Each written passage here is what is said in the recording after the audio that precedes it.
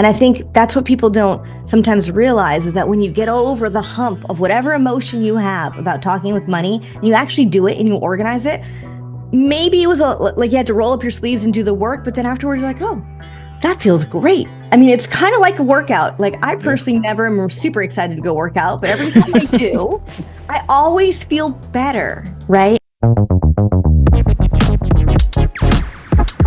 Welcome, everybody, back to another exciting show of the About That Wallet podcast, where we help you build strong financial habits so that you can build that confidence in spending money, talking about money, and even enjoying money. So today I have an awesome person that's coming through. Her name is Elizabeth Husserl, a registered agent, investment advisor, representative, financial advisor, highly sought after speaker, and co-founder of Peak360 Wealth Management, a boutique wealth planning firm. She also does nonprofit work throughout the Americas and has led workshops at major tech companies, including Airbnb and Google.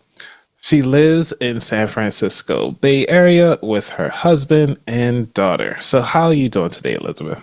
I'm doing great, Anthony. Thank you for having me on the show. First off, I just want to say congratulations on your new book, by the way. Thank you. It's been such a wild ride, I'm sure. And I saw all your notes all over the place.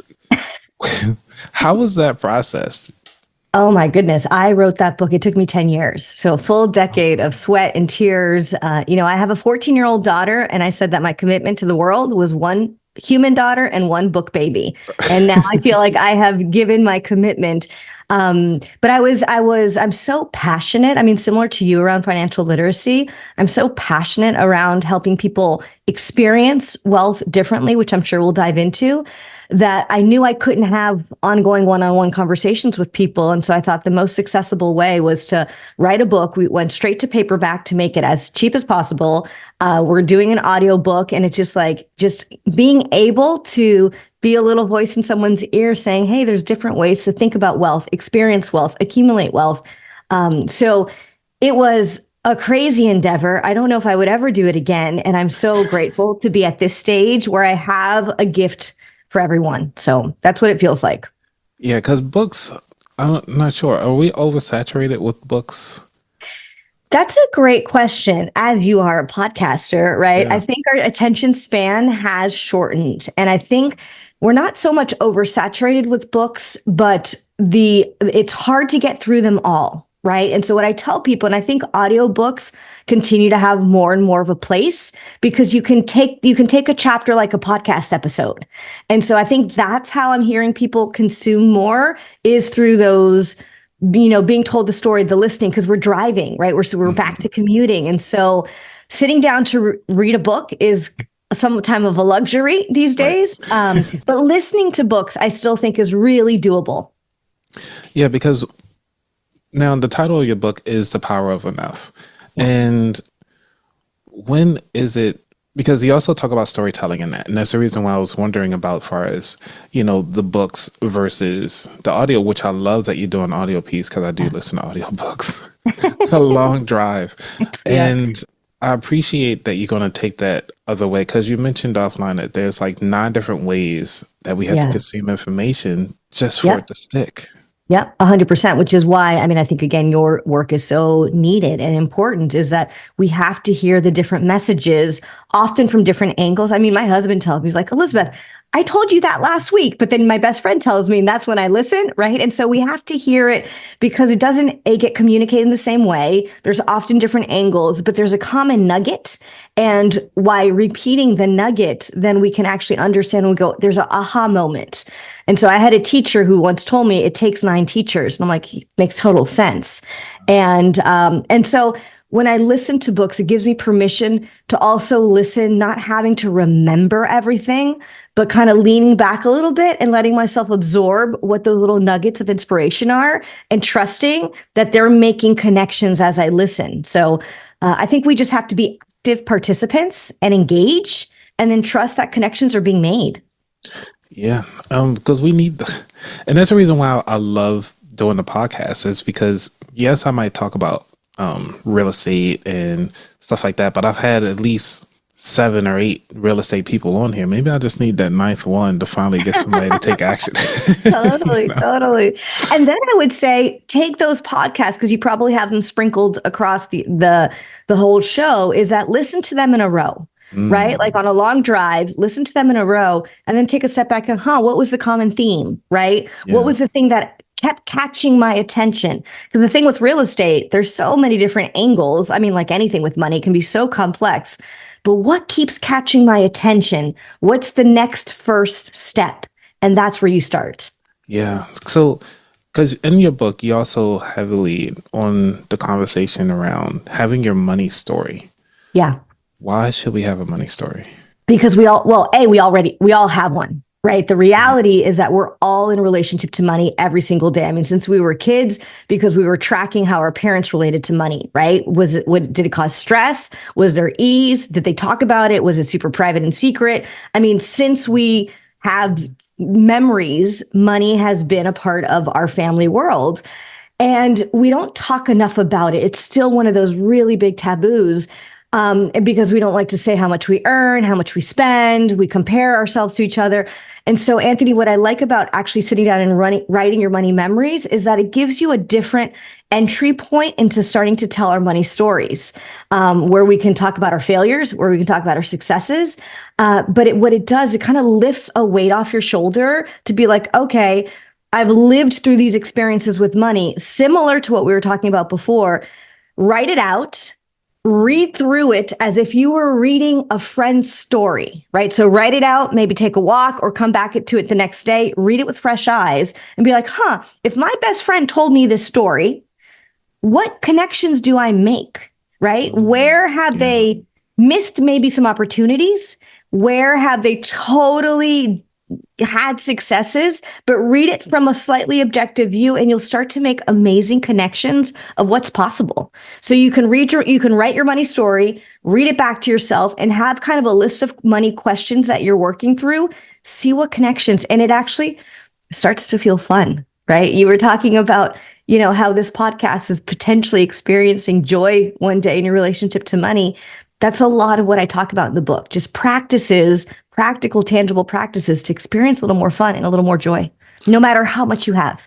You can So what questions should we start asking ourselves to kind of start diving into it? Yeah. So there's so many, but like around the money story, ask yourself what your first money memory is, right? Where were you? Who were you with? What were you doing? Was it a pleasant experience? Was it a challenging experience? Who was in the room? What were they saying? Just write it out and be like, oh my gosh, that was my first introduction to money. And what I often find, Anthony, is that people are like, no wonder money stresses me out. People were always fighting about it. Right. No wonder I don't think I'm ever going to have enough because that's what I grew up with, right? No wonder I hold on too tight because my parents were super frugal and never spent, right? And I sadly see more harder experiences than good experience, but some people are like, if I do this later in life, they'll be like, oh, no wonder I have a healthy relationship to money because my mom taught me how to balance a checkbook, right? And so, or it could be a dad too, but my mom taught me. So I'll give her credit and kudos for that. Definitely. So you start to be like oh, no wonder these are my habits and behaviors. And I think what's interesting, we talk a lot about money mindset. I know you have had people on the show to talk about money mindset, but the behaviors are not deeper. They're different than the mindset because it's kind of that muscle memory of how we react. And what I want to bring to the world is this idea that we can embody, like literally in our body, experience wealth differently by going to those muscle memories and asking questions of like, is that the same muscle memory I want to do? It's like going to the gym. Right. Is that workout really working? Do I need to make tweaks and adjustments? Why do I keep throwing my back out? So similar, right? You don't solve money by just doing one transaction. You have to go to the money gym. And I love that because one of the things that we do step away from, and it's almost like when people ask me for this podcast, like, how did you start the podcast? Man, I got to think back on when did I start? Like, when did I started evolving this equipment to getting it to where it is today? And it takes time to go back that far. And one of the things that you have in your book, which I love, is that you have a lot of exercises that people can actually use to kind of go back in their memory banks to kind of pull that out, to write it down so they Yeah. can tell that story. I greatly Yeah. appreciate that. Totally. Or even if you want to like skip through the book, there's little mini moments. And in all the little mini moments, I ask questions. If you get anything from it, just go to the mini moments. Actually, I should probably just write those in a list, right? Thank you for that. You're And welcome. then those are the questions that we can start to ask ourselves. And each, and I would say too, Anthony, those are questions that we can share with our loved ones, with our spouses, partners, kids, because again, we don't have to talk about numbers quite yet, but there's an entry point to just start to loosen a little bit of the rigidity and privacy that we have around money by just talking about what does wealth mean to me, right? What all the questions that I ask. So yeah, I wanted to make it practical, and I wanted people to pause and actually think through and feel through what I was writing. Yeah. So can you tell us your money story? Yeah. I mean, how much time do we have? So let me ask you a question, because Yes. there's a lot to say. Is there a particular entry point that you'd want me to highlight? Let's highlight your first memory of money. It's like usually they say around age 8 is usually when most people do. So I'm going to do two things. I'm going to use the first memory of money, and then I'm also going to speak to my first conversation with money, because that was very enlightening. And there's a chapter on the book of how to actually have a conversation with money. So my first memory, I grew up in New Orleans, right? So in the suburbs of New Orleans, and it was back in the day when like there was like undeveloped land out in the suburbs. And so we'd all ride bikes, and I have like, we're kind of going on these big, mud courses. And then I remember I'd get an allowance. My parents would have me work for my allowance. So I'd have my chores around the house. Actually was tied to exercise. It wanted me to exercise as well. So, definitely learned some things. I had my allowance. I had earned my allowance. My mom taught me how to keep a ledger. So to this day, I actually have a physical checkbook because I love writing checks. I love the organization to it. And then we would get our allowance. I don't know what it was, like a couple dollars. And we would ride down to our local drugstore, was K&B. And then we would go to the drugstore and just shop the candy aisle. So I just remember that I had earned the money. I wanted sweets, and so I'd go buy sweets. And then I remember clearly standing in the aisle and being like, how much can I afford based on the cash I have? So I actually feel grateful that I grew up in cash. You know what I mean? Because there was no credit card there. I had to work with the dollars I had. And so it taught me to think through, what did I really want? How much money did I have to spend? I never wanted to go to the counter and feel like I had brought too much, you know what I mean? And then be like, oh, I have to start to put some of that candy back. So it taught me to do quick math in my head. It taught me to understand taxes. But buying what I wanted at that moment, which was candy. And I remember to this day, I still practice that with my daughter, that if we're, every parent has gone through Target with their kids and they want everything, right? They're just like, if you give them a shopping cart, they would fill it to the brim. And so one of the things that I taught my daughter very young is that she has an allowance. She also works for allowance. And I often ask her, would you spend your money on it? And then she'll look at me and she'll like, I don't know, Mom. I'm like, okay, I need some clarity, because if you would spend your money on it, it's telling me something around what that product or whatever you want to buy touches. If you wouldn't spend your money on it, why should I spend mine? Right. And so it's helped us so I think one of my earliest money memories was learning choice and learning how to budget. And I think it's a good money memory because it was also connected to sweets. So yes, gotta love the sweets. Exactly. My first money conversation, though, and what I mean by a conversation with money, Anthony, is that I literally teach clients, and I'm teaching everyone in the book how to sit down and have a conversation with money. And this is really important. It's not a monologue. It's not us offloading what we feel about money, because I've heard it all. I've heard people just curse at money, push money away, because by the time we're older, we've had some challenging experiences, right? I know what it's like to live paycheck to paycheck. I know what it's like to be like, oh my gosh, how's the next client going to come into the door? I mean, I was an entrepreneur, right? I had to build my practice. But the conversation with money is you do get a chance to offload what you're feeling, but then you literally have to change chairs, and now your money responding back, right? And so it's a therapeutic exercise. They call it a gestalt chair exercise, where it's the empty chair. You put in the empty chair the object that you want to talk to. So I'm sitting here in grad school being taught this exercise. I take out a credit card that I had debt on, and I'm like, that I've been trying to figure out how to pay off. I put it in the chair. I was like, I have so much resistance to this exercise, but I'm going to do it. And then, oh my gosh, Anthony, I started telling money how it didn't show up in my life, how I didn't understand it. I mean, I'm in my early 20s, like all Yeah, this yeah. stuff.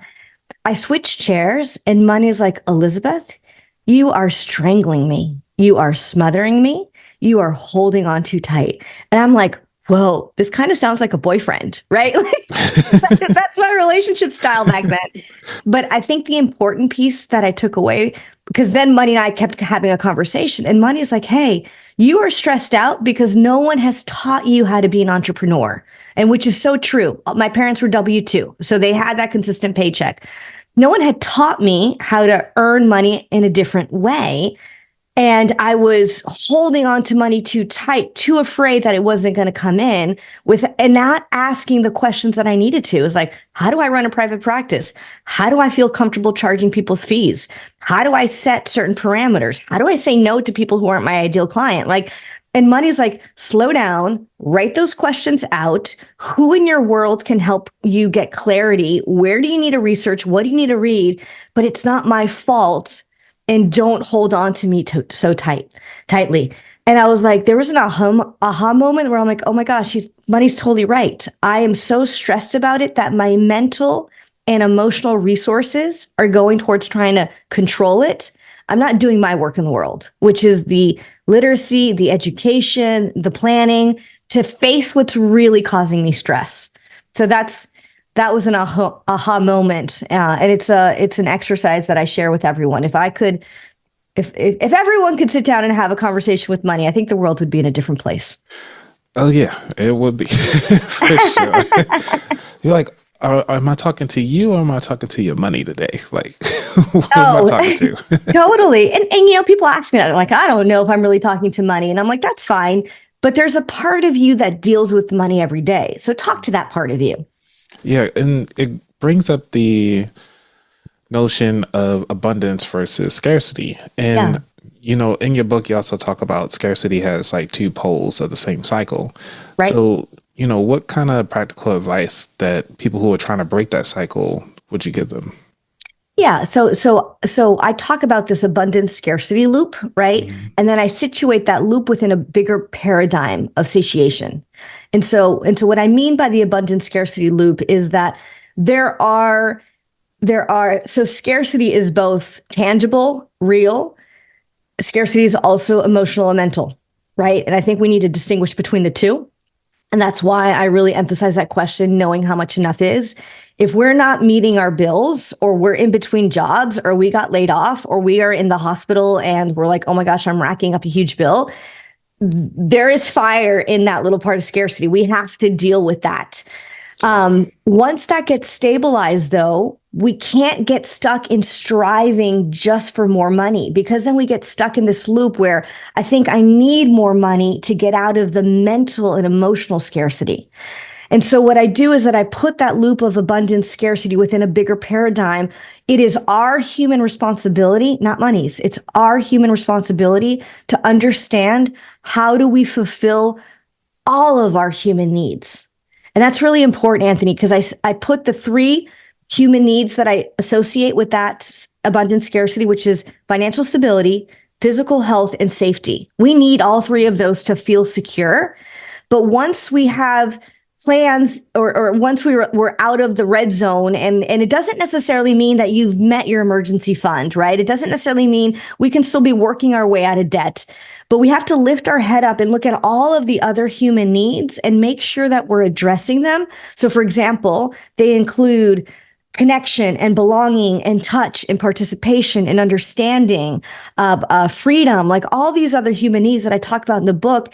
Because if not, what happens is that we get stuck in this loop where we strive for more money, but we don't feel wealthier. Yeah. And that's a really important piece. And it's sad though.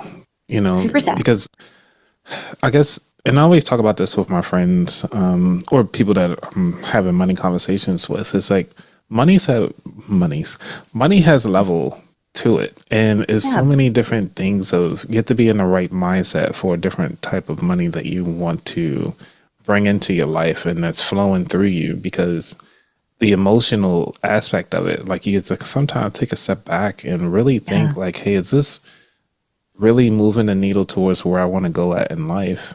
Or Yeah. is this something that, I just want, versus your needs, Yeah, exactly. And I think funny enough is that, again, this is where we get stuck in that vicious cycle where we scapegoat money for things that aren't going well. And funny enough, if we're like, okay, let me actually address where I'm feeling off, right? Where life isn't going well in my life. Let me address that. A lot of times I tell people, look for strategies that are both financial and non-financial or monetary, non-monetary. Like, for example, if you're like, I need more connection, I've had this conversation with clients. I'm like, maybe that doesn't mean you're going out and spending a ton of money on dates. Maybe you're just going for hikes with a friend or having longer conversations. You know what I mean? There's both monetary and non-monetary ways to meet our needs. But funny enough, Anthony, once we start to feel a little more settled and fulfilled in our other needs, our ability to make money increases and improves because you're not putting that unmet need on money and doing what I did, which was I was choking it and smothering it. And money's like, I don't want anything to do with you, right? I mean, Right. literally, money's like, what am I doing here? You're totally irrespecting me. I'm like disrespecting me. And I'm like, you're totally right, buddy. Sorry about that. And so I'm able to address my other needs. And then when I'm dealing with issues around money, I'm like, I really hate car maintenance. I'm like, because I feel I don't know cars. And so when I take it to the mechanic, I'm like, oh my God, how did that bill just rack up? And so I have to sit down. I have a conversation with money. Money laughs at me and says, I know you don't like this, but this is for the health of your car. This is where we're going to take it from. If you took from your savings, this is how we're going to replenish it. And then I kind of at this point laugh. And I'm like, yes, I can't make the emotion go away, but I sit and I have a conversation with money. I let it go. I digest it. I release it. I'm on with my day. So it's a more efficient way of being in relationship with money.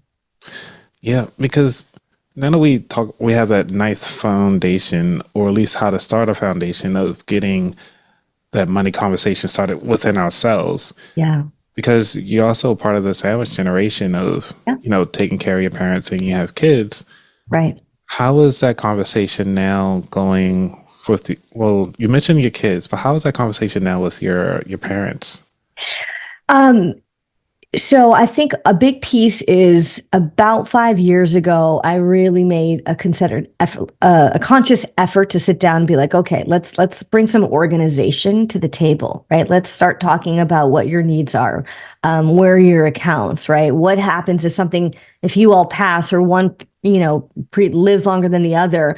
Like, what are some of the concerns? What's left undone, right? What paperwork do we still need to sign, right? And so the organizational piece has been really important, working through their money patterns and behaviors, right? They're very different. And also, at this point in life, I have to take responsibility that my parents saved their own money for this stage in their life and also making sure that they're enjoying it. And it's funny because it's at the expense of me receiving it one day, but I'm like, that's on me. I need to learn how to also have my own relationship to money and earn it, and making sure that as long as they're able-bodied, to help them enjoy and create experiences with us. And so a lot of it, though, has been the organizational piece, because what happens is that people can die and no one knows what's what, and they can leave assets. They can also leave debt. Yeah. We don't even know what the last wishes are. And so that's what I would recommend if you're in the sandwich generation, is making sure you're having as much of money conversations as you can. And what I tell people is that they don't have to tell you how much is there, but just, this is where my bank accounts live. These are the credit cards I have. This is where I keep my passwords. They can just tell you that so that if they pass, you know what your entry point is. This is where my will lives. Maybe you get a copy and it's in a sealed envelope, but all of that is really important, because if not, what happens is that our parents pass and the money stress of trying to figure out the practical pieces overshadows our ability to grieve. And that's no fun. So I think there's proactive things people can do today to get ahead of that. And I think you're bringing up a good point of really where to start. Yeah. When something happens, because they always say the ugliest side of people happens around death, and it's sad. And also when they get a lump sum of money, or if they're supposed to get money, or they're supposed to get the assets, and the people who are living now did they even have the conversation with all the children, not just one or two of them? Exactly. You know, Exactly. so it's just Yeah. crazy. It is crazy. And, and I think that's where, I am the financial advisor for my parents, and I know that's a unique position. Not everyone gets to do that, but we have had very open conversations with my parents and my brother to be like, okay, what's our plan? And there's a plan if my dad lives longer than my mom. There's a plan if my mom lives longer than my dad, and that's been really important. And I think what I've seen in them, funny enough, is that they have more peace today because they can relax That's into a good. plan and they enjoy us more. And I think that's what people don't sometimes realize is that when you get over the hump of whatever emotion you have about talking with money and you actually do it and you organize it, maybe it was like you had to roll up your sleeves and do the work, but then afterwards you're like, oh, that feels great. I mean, it's kind of like a workout. Like I personally never am super excited to go work out, but every time I do, I always feel better, right? And so that's why I really like that metaphor. You have to go to the money gym. And there's what those exercise and workouts look depends on what stage of life you're in, but you got to go to the money gym. How can we view money as a companion and a guide rather than a gatekeeper for our freedom? Because you mentioned about going to the gym. Yeah. And making that part of the process. But now how can we make that our buddy? See it as a personal trainer, right? And so, sometimes we go to the gym and we're like, I don't even know what to start. Do I do cardio? Do I go weights? Think of money as a personal trainer. And so one of the practices that I have that I talked about earlier is sit down, start having conversations with money. And if you can, do it for 30 days in a row and start to see what's there. And much like you and a personal trainer would kind of sit down and plan your workout, same thing with money.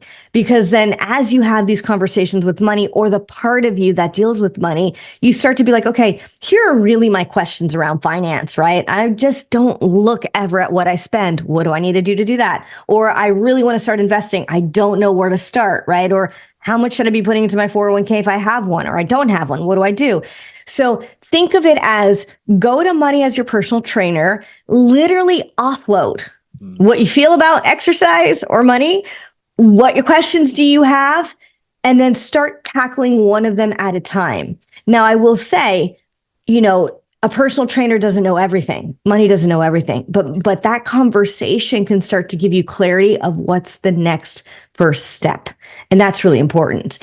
And I think what's important about that is that a lot of times we see money as that gateway where I need to cross the threshold to feel better about myself, to feel enough, to feel wealthy. And money is like, wait a second, why are you giving me so much power? Right? I'm not a god. We treat it as a god. And money's like, oh, I mean, I love these conversations with money because I feel like money is like a little, talking, like, I don't know what that's on my shoulder. Exactly. And I can hear it being like, did you just hear what they said? Right. and it's actually, I think the comical piece is important because it brings a little humor to how we take ourselves too seriously with money. And money's like, no, let me just be a guide. Let me just be a friend. Let me be a personal trainer. I'm going to have my ups and downs. Some days you're going to open and check your app and be like, yep, I'm down, right? Either you overspent me or markets are down, whatever, but that's okay. Do we still stay in relationships with people when they have a bad day? We do. Yeah. Right. And so as a guide, or as a friend, you don't stay in a relationship with people you don't talk to. That's true. So you have to start talking to it. I like that. And it's fun. Because one of the things that is pretty prevalent is that you talk about the financial DNA. Yeah. What is the financial DNA? Well, so financial DNA are what are the stories that we've inherited from our family, from our ancestors, what has shaped us. So for example, one of the main reasons why I wrote this book is that my grandfather, Walter, or I call him Opa, he was an Austrian Jew, and he fled Austria during the Second World War to avoid going to concentration camps, ended up in South America and Colombia. That's how, I look much more Colombian because my dad and my mom met in South America. But my grandfather, even though he figured out how to establish, he arrived with did not speak the language with $50 in his pocket in a port of just he didn't know, he had to start from zero, from nothing. And he managed to create a life for himself, right? He had a thriving private practice. He was a CPA, got married, had my dad, etc.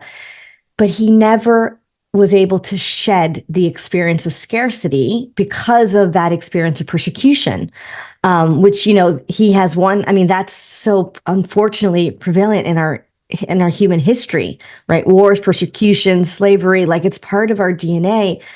And so and I get it, in his lifetime, he didn't shed it, right? And so he just saved. And we'd go visit and he'd have holes in his socks and sleep on a super lumpy mattress. And he would not let us spend his money to improve even like basic necessities. Yeah. And so then he passed, and my dad took steps beyond it, right? Like with my dad, we did travel and he would buy us books and but there was still this feeling of scarcity. And so that's what my question was, like, why we have enough? Why do we feel scarcity? Yeah. And so that's what started my inquiry for the last 2 decades. It's like, where's that feeling of scarcity coming? Because it's not matching my reality. And so a lot of what I talk about with the financial DNA is that, how your phone ever so often is like software update time, yep, and you press a little button. Mm-hmm. I wish we could just do that, like software update. Does your reality match your experience of how you feel? And once we start to really kind of find stability in some of those abundance scarcity needs and they're met, in reality, a lot of times we haven't done that software update and we still feel scarcity when it's not really true. And so that's what's really been my passion, is like, wait, I have to move that scarcity through my body. Because in reality, it wasn't the reality that I grew up in. I grew up in, comfortable middle class in New Orleans. My dad had a great W-2 job. We were fine. Mm-hmm. And, I went entrepreneur, and it was a little sketchy at first, but generally speaking, I have figured out how to provide for myself and my family. So scarcity is an outdated experience, but I have to help my body release it, because my mind can say, we're good, but my body's like, I don't know. And so it's having that conversation in my body, like, how can I help my body continue to feel like we have enough?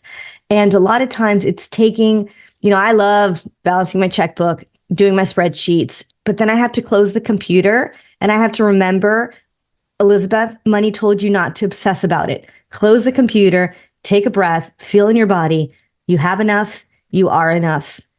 You can be enough. And that's my practice, to continue to move that experience of scarcity through my body.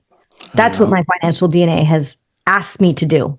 I love those aspirations at the end, because that is something that I think we feel as though we never have enough. But again, with that DNA, and one of my coworkers had mentioned a long time ago, and it's still taking me time to kind of embody it, in a mm-hmm. sense that our parents had created a platform, and you pretty much are running your own race, because the platform that they gave you, it's your job as a child to kind of move that platform to that next level.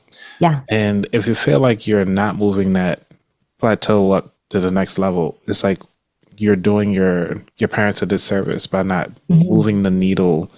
I always like moving the needle, moving that platform up to that next level, so that you can move the generation, the name, your family, or the financial DNA forward. Yeah. I love that you use that term.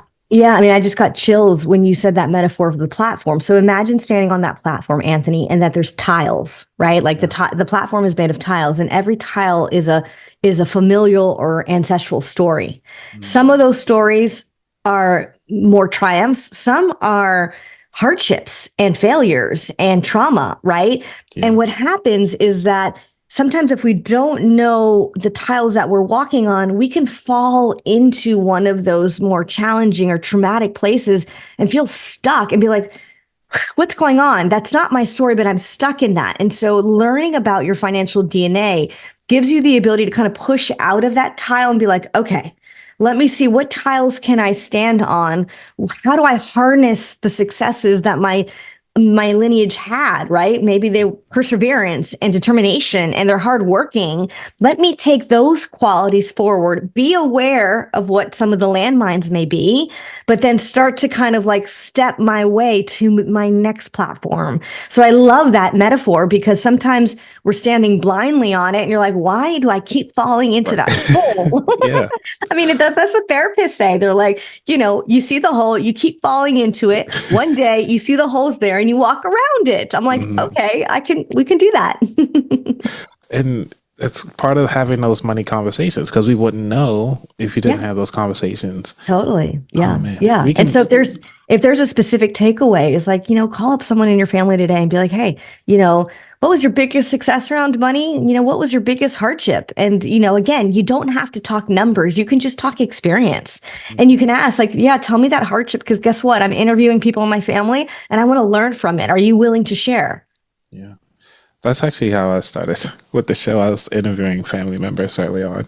I was like, yeah, awesome. so tell me your money, well, not your money story, but like, tell me what was the hardest part about, growing up in the 70s and the 60s.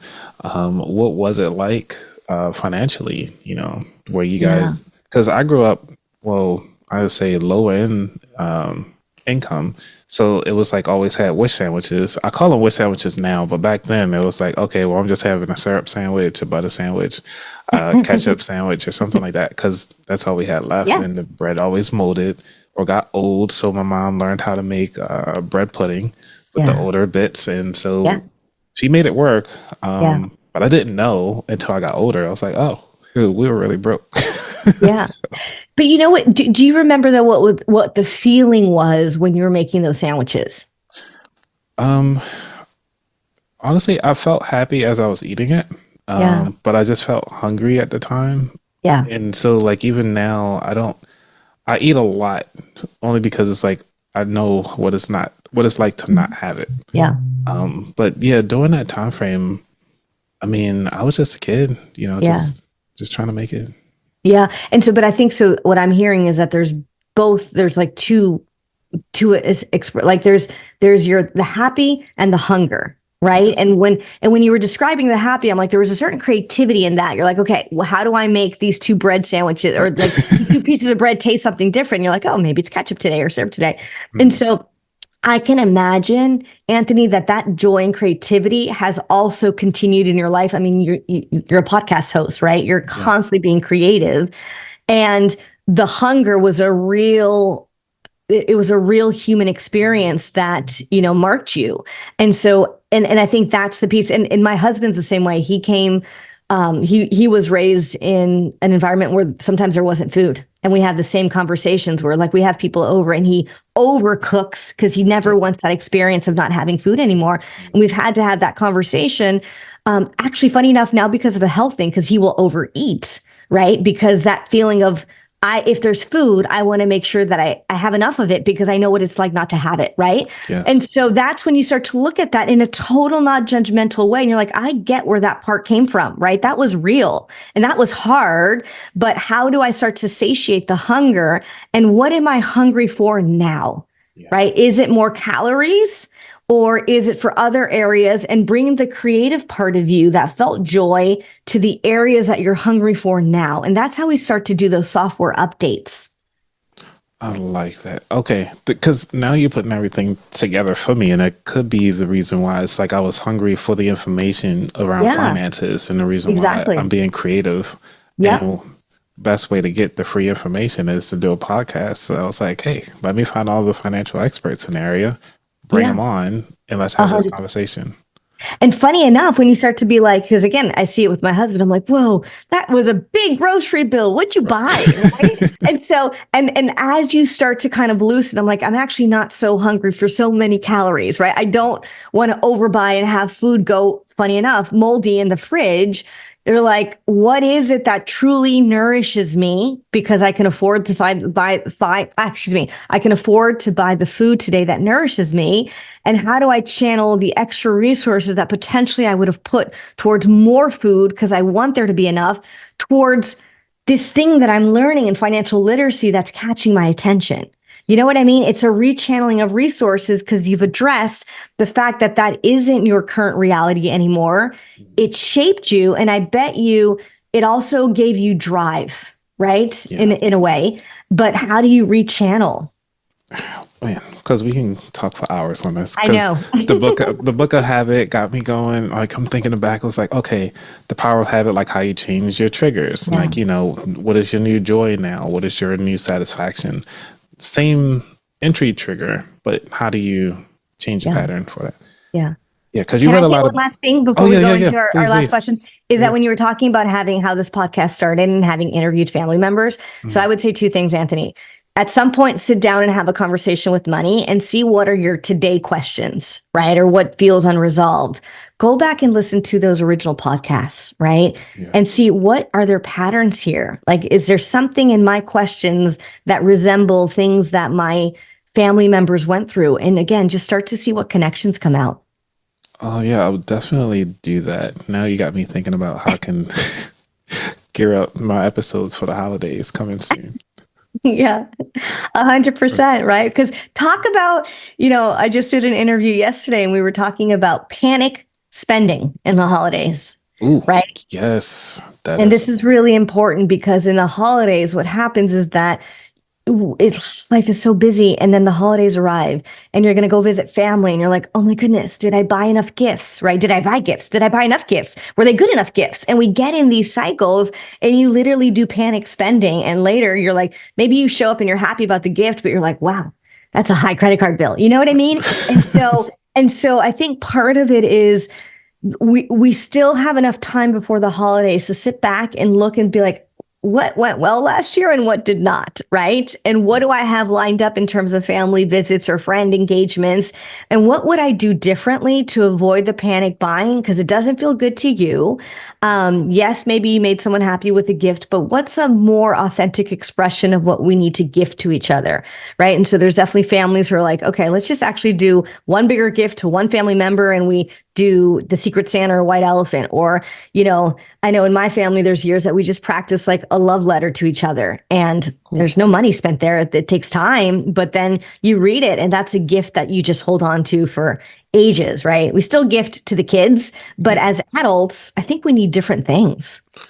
I need books. That's all, Yeah, that's all I ask exactly. for. And that's what I give too, is I'll give away books or I'll donate to the kids. Yeah. 529 plans. And Yeah. that's my gift. And they know what they're going to get from me. There is nothing changing. And y'all know what to get me, some books. So that's it. I love that because that is an authentic expression of you and people know it. So you probably avoid the panic buying, but you've taken the time to set that in action. And so that's a huge takeaway is that, how would you truly gift if you didn't feel the panic? And then do that, set that in motion. Right. Because you didn't mention boundaries too much in your book. And I was like, that's a great topic. Because all the stuff you have is like enough, but it's like, you do mention setting the boundary. Yeah. But I was like, hopefully that you went deeper dive into that. Yeah, no, we can talk. I mean, okay. Anthony, between you and I had to cut a couple chapters out because it was getting too long. So don't get me started on what could have also been in the book. But so I have material for other things. I think, and I appreciate you bringing it up because it's a very important expression of enough is when we actually say enough. Right. I've had enough of that. And boundaries are really important to be like, actually, what's coming towards me, an obligation, a work commitment, a situation where it's like I'm earning money, but it doesn't feel good. I need to be able to take a step back and be like, what can I change in this environment? Because I've had enough. So when I talk about the power of enough, it's knowing we know we are enough, but it's also knowing when we've had enough. I think there's only a small little bit in the book about that, but that is really important because a lot of times we live our life by default instead of design, and boundaries give you the opportunity to design your life better. And I think that's really important. Yes, yes. Yeah. So this is the third segment, which is talking about the futures and what skills or habits that you feel is going to take you to the next level. I think this ability to have meaningful conversations. if I'm honest, this is what I love. These conversations that are one-on-one. I love one-on-one conversations, but that can be heard by a wider audience. Because I don't have enough hours in the day to sit down and have one-on-one conversations with everyone. But this level of depth and connection and inquiry, I just come alive in it. And so I think that's what allows me to get to the next level of just being able to be a voice, even if it's for 30 minutes in someone's ear, to be like, hey, there's a different way of potentially thinking about it, experiencing it. So this is where I think it's a superpower of mine to dive into meaningful conversations. And I think it's the habit that will get me to that next level. All right. I'm gonna slide this question in because I was just thinking about it, because you were mentioning about the kids, and this whole book felt like a philosophy. It's like your money philosophy story. You as the old, mature Elizabeth, how would your young Elizabeth self will be proud of you today? Oh my God, she's so proud of me. Thank you for that question. She'd give me a hug. So yeah, I think I feel like my younger Elizabeth self, I just felt like I did a sigh of relief of like, oh my gosh, yes. Thank you for sharing the story. Thank you for not passing on scarcity to my daughter. And it's not that I haven't passed on any of it, but with my daughter, we have a lot of conversations with money, and we talk about scarcity and we talk about needs, and I help her kind of tap into her body. And that's, and it's not that my younger self didn't get that.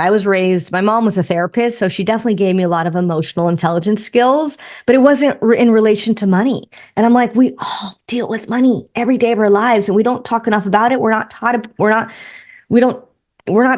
it. And is that coming out right? I got you. In school, right? My little younger self is talking, but it's not rolling off her tongue.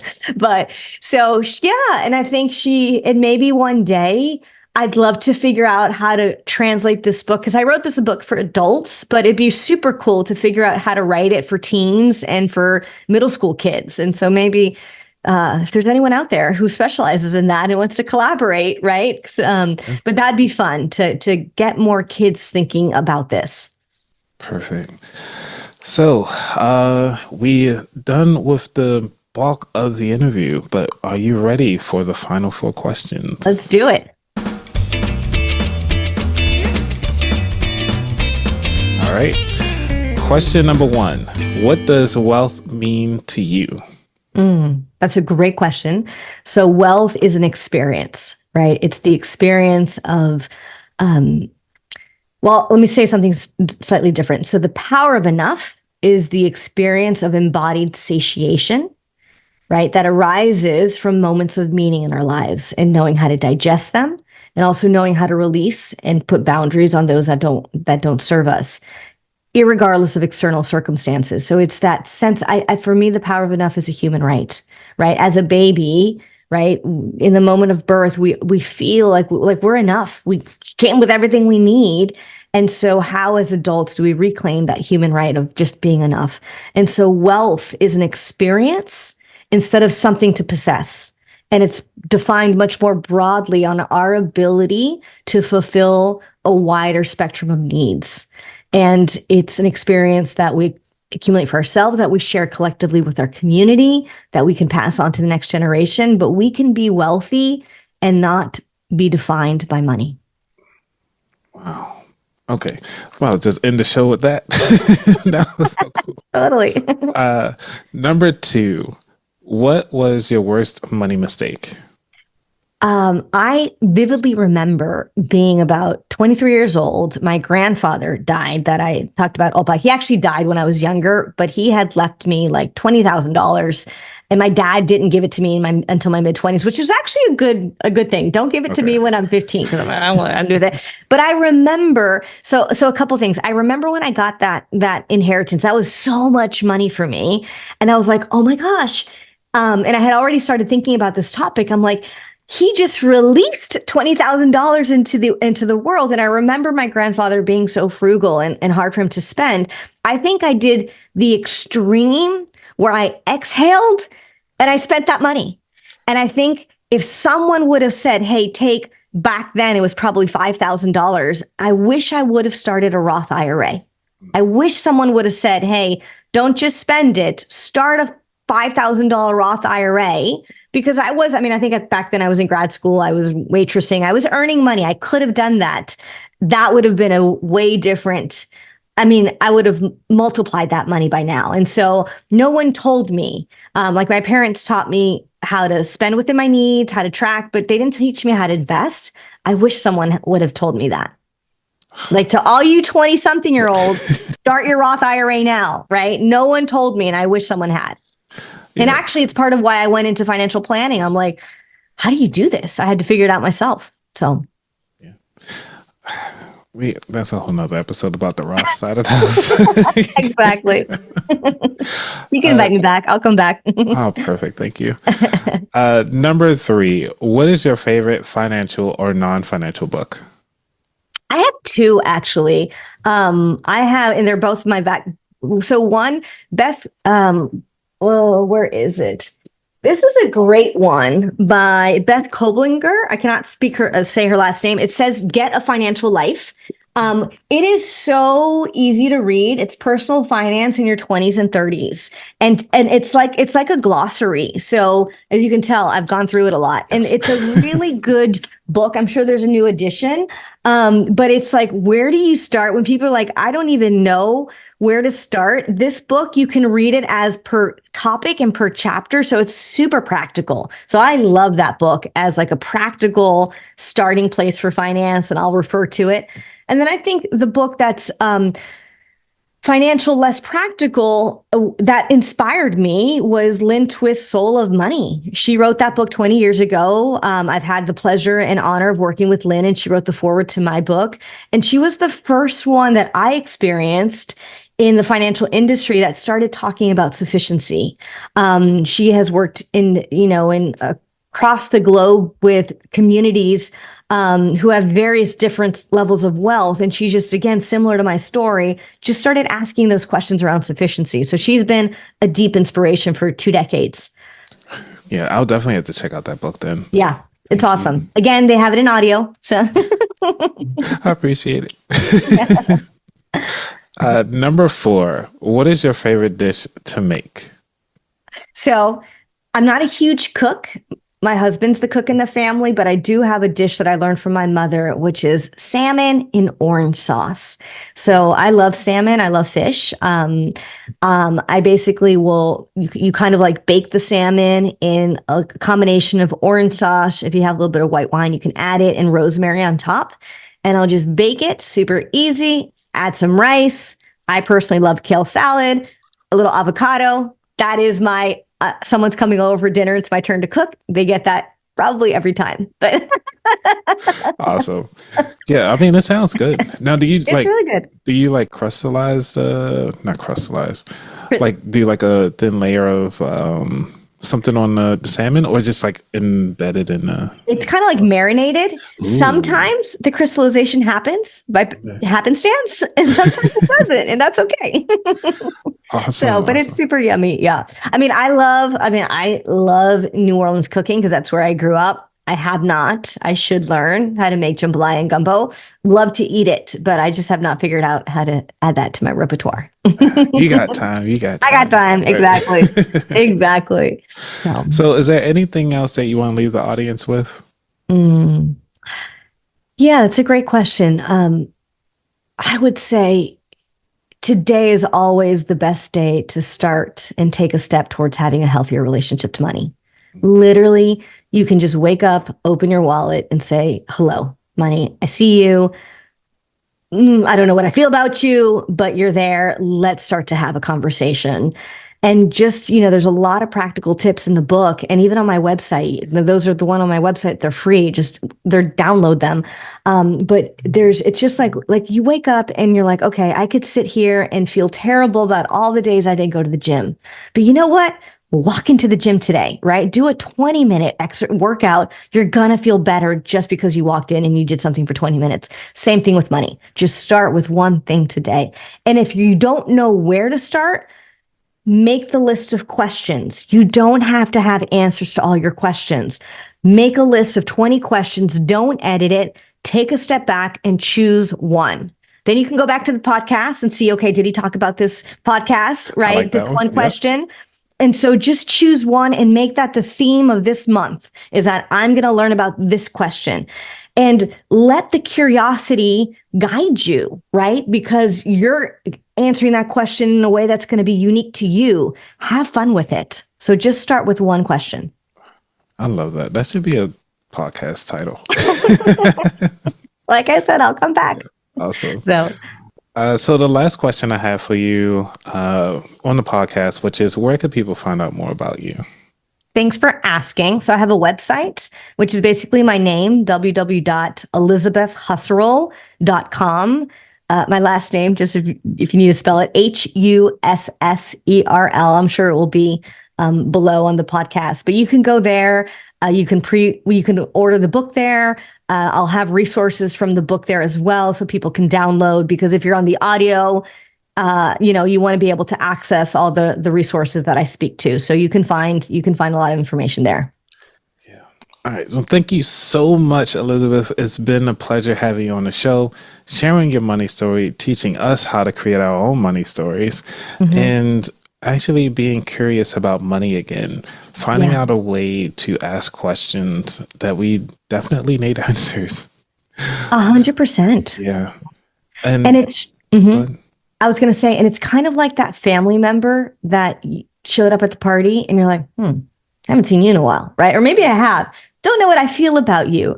That is often our experience with money. And so take a step towards that person, take a step towards money, and be like, I'm going to own my feelings. Maybe I actually haven't taken the time to get to know you. So tell me your story and I'll tell you mine. Love it. All right. So the power of enough, finding joy in your relationship with money.